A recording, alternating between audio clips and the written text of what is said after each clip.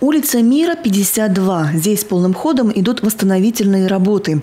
Подрядчики уже сняли старый асфальтовый слой с тротуара. Сейчас укладывают бордюрный камень. После начнут заливать бетон. После того, как здесь эти работы будут выполнены, сюда зайдет тяжелая техника, будет производиться асфальтировка, потом будет производиться замена уличного освещения, это тоже входит в минимальный вот этот перечень работ, которые будут делаться, и установка одной урны и скамейки. Взамен старых, энергозатратных и довольно часто перегорающих ламп здесь появятся новые светодиодные. В некоторых дворах Эшвы они уже установлены, а потому инициаторы смело говорят – выгода налицо. Мощности такие светильники потребляют почти в 3 раза меньше, при этом светят гораздо ярче. А это двор по Бумажников, 36. Здесь ремонт уже практически завершен. Новое асфальтовое покрытие явно радует глаз местных жителей. А совсем скоро работы начнутся и с обратной стороны дома, там, где уже общественная территория. У нас поступало достаточно много обращений по поводу вечно стоявшей здесь лужи большой, так как рядом находится школа, детские сады, то есть детки, соответственно, переходили дорогу и попадали прямо вот в большую-большую огромную лужу. Здесь у нас будет асфальтирование полностью, начиная от и заканчивая в конце дома, весь тротуар будет заасфальтирован и приподнят, чтобы вода не собиралась.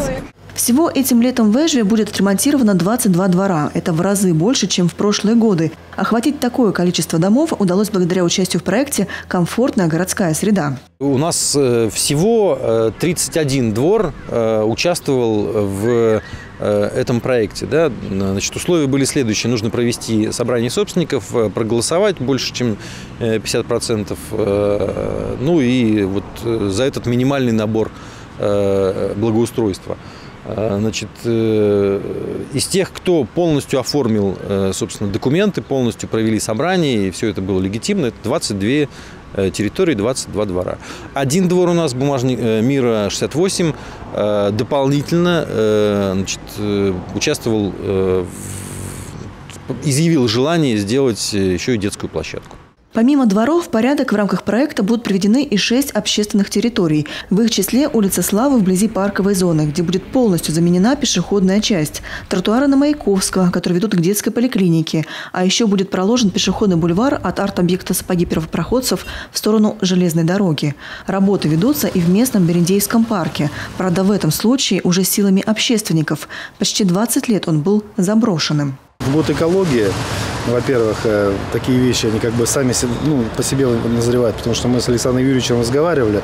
Давай вот как бы тоже это вот посвятим этому году экологии, потому что все-таки это зеленая зона, это место для отдыха должно быть. Почему оно должно быть в таком состоянии? Вот и решили, что благоустроить его, сделать его доступным для людей. 2/3 парка уже прибраны. Местные казаки покосили траву и убрали заросли ивника.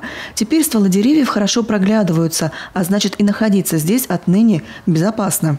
Все работы общественники планируют завершить аккурат ко дню Эшвы. Любовь Лапина, Олег Жуковский, телеканал Юрган, Эшвинский район.